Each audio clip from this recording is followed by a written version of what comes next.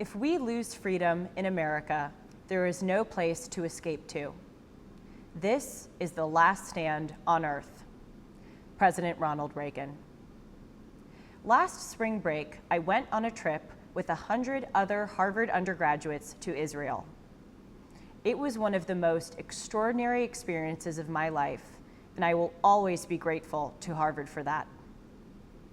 I recalled the trip with awe and joy, but a certain moment rattled me. Our group attended a Shabbat dinner at a Tel Aviv synagogue.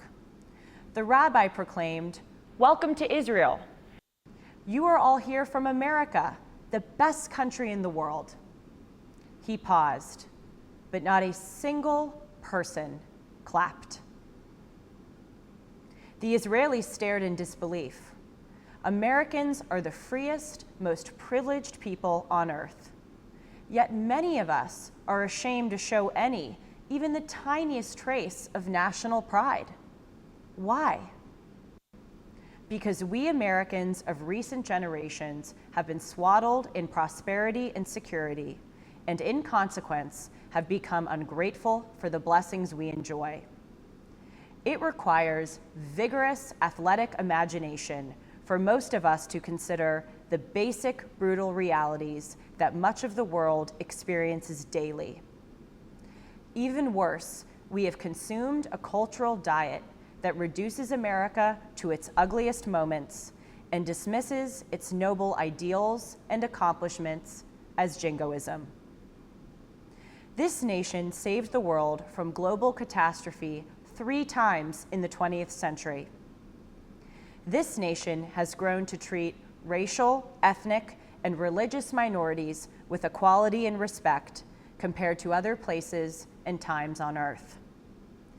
This is the nation where people are not constrained by their gender, religion, or class, but can work to achieve a better life.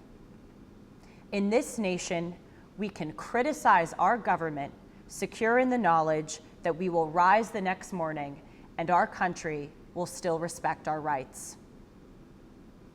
We view these things to be our birthright, our permanent and guaranteed condition, but they are not. They exist only because past generations have sacrificed to secure and maintain them. And to our discredit, we have used these blessings not to strengthen our country, but to tear it down. We members of this university, and we Americans, have shirked our responsibility as the most privileged cohort on earth. We have remained cringingly silent in the face of corrosive ideas, woke culture, that has corrupted our institutions and severed the bonds that hold our country together.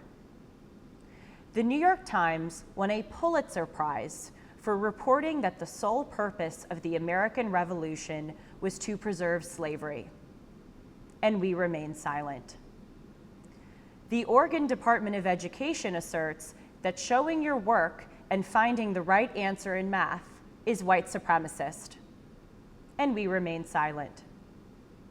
The American Medical Association has stated that the U.S. should remove gender from birth certificates, and we remain silent. Howard Zinn, the author of the most widely read history text in American public schools, said that America has done, quote, more bad than good, and we remain silent. A huge percentage of the donations to the National Black Lives Matter organization have been spent on compensation and benefits, including several extravagant real estate purchases and questionable consulting contracts, and we remain silent. On this campus, we often hear how oppressive America is. Just outside of this church, there was a sign for Israeli Apartheid Week of an upside-down, faded American flag with painted bullet holes in it, and we remain silent. We must not lie to ourselves or to one another by denying that a large reason that we remain silent is that we see personal and professional advantages in doing so. We are ashamed to be American, The shame should be on us. The people who excoriate religion live in a society where their freedoms are based on teachings in the Bible.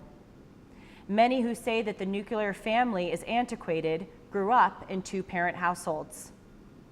Those who condemn the police as oppressive still summon them when they are in danger. And too many use their right to free speech to advocate suspending it for all who disagree with them. What a litany of dishonesty.